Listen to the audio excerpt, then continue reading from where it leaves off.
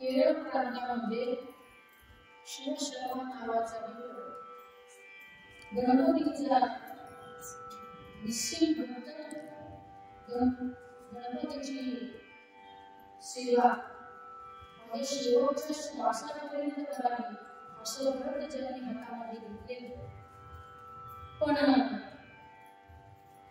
घरामध्ये गायबी असल्या कारणानं घरातून बाहेर पडले आणि अनेक गावांमध्ये कीर्तन करत पुढे आले आणि एका छानशा जंगलामध्ये गणपतीचं मंदिर त्यांना सेवेसाठी उपलब्ध झालं. त्या गणपतीच्या मंदिरामध्ये 6 महिने वास्तव्य केले आणि आता असं ठरवले की या गणपतीच्या मंदिरातून मी दुसरीकडे कुठेही जाणार नाही, आता मी इथेच राहणार. नित्यक्रम चालू झाला. सकाळी उठावं, ते मंदिर सगळं झाडून काढावं, स्वच्छ गाभारा सुद्धा स्वच्छ करावा, गणपतीची पूजा करावी, योग्य पद्धतीनं षोडोपचार पूजा करावी, गणपतीची आरती करावी, 12 वाजता गणपतीला नैवेद्य दाखवावा, आपण सुद्धा खावा.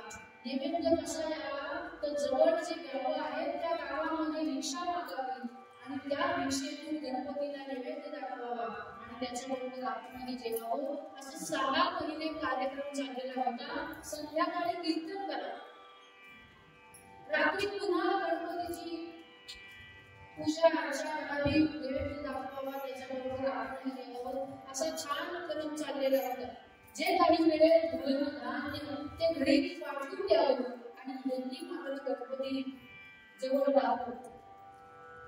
आणि एक दिवस रात्रीच्या वेळी कीर्तन यांचं चाललेलं होतं. त्या कीर्तन चाललेलं असताना 8 जण कीर्तनाला येऊन बसले, डोक्याला घातले, अंगारखा घातलेला आहे, गळ्यामध्ये माळा आहे, कपाळाला डोका लावलेला आहे. असे 8 जण कीर्तनाला येऊन बसले. गुरुवांचं कीर्तन ऐकलं आणि कीर्तन ऐकल्यानंतर नमस्कार केला आणि महाराजांनी विचारलं की कोण आपण, कुठून आला? मला आम्ही शेजारच्या गावामध्ये राहायला आलो, पण आम्हाला पुढच्या गावी जायचंय, पण अंधार पडला आणि इथे मंदिरामध्ये दिवा दिसला म्हणून काय कोण आहे म्हणून बघण्यासाठी आलो, तर तुम्ही दिसलात. महाराज आमची विनंती आहे, आम्ही इथे राहिलो तर चालेल का? हो, का नाही, इथे राहू शकता तुम्ही. म्हणून 8 जण तिथे राहिले. आता 8 जण राहिले म्हणून महाराजांनी त्यांच्या सुद्धा भोजनाची व्यवस्था केली. तिथल्या रात्रीचा वेळ केला, सगळ्यांचं जेवण झालं. महाराजांनी सुद्धा जेवण केलं आणि रात्री सगळेजण झोपले. दुसऱ्या दिवशी सकाळी उठले, सगळ्यांनी आपल्या अंगी पुरवलं. छान 2 वेळेचं जेवायला मिळत होतं, छान राहायला जागा होती, छान वाढत होतं. म्हणून ते 8 जण 8 दिवस झाले पण ते तिथंच राहिले, ते काही जायला तयार नाही. महाराजांना प्रश्न पडला, 8 दिवस झाले तरी हे जाईना, नेमकं काय त्यांचं अडचण आहे? म्हणून आपण 8 दिवसांमध्ये एक गोष्ट फार चांगली झाली की त्या महाराजांचं कीर्तन त्यांनी ऐकलं.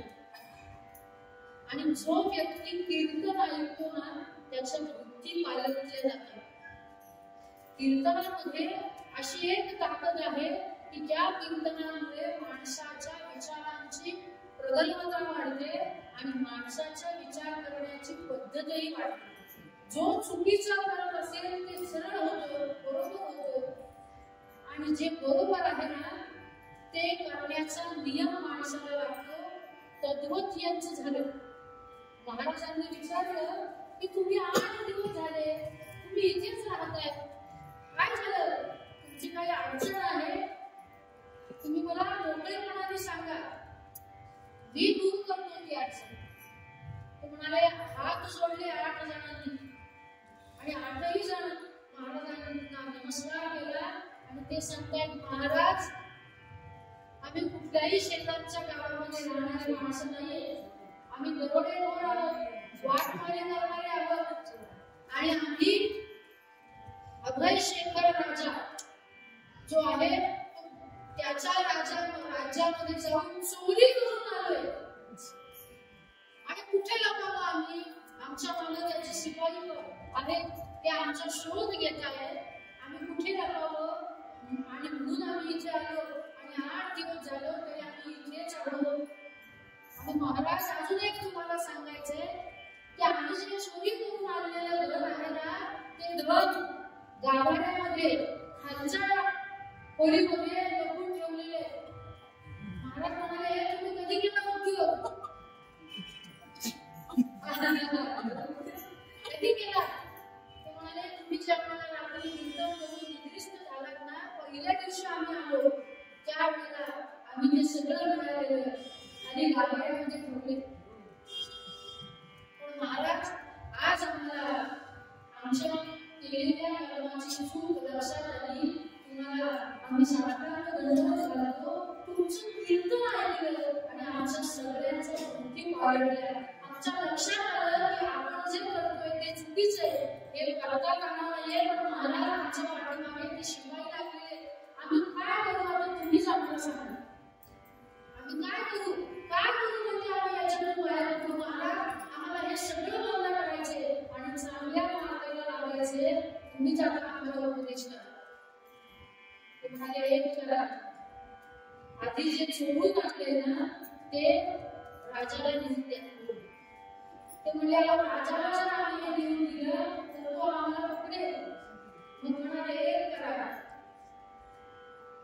राजाच्या राजवाड्यामध्ये जो चौक आहे त्या चौकामध्ये हे सगळं लिहून ठेवा, हे सगळं लिहून ठेवा आणि पुन्हा तिथे या.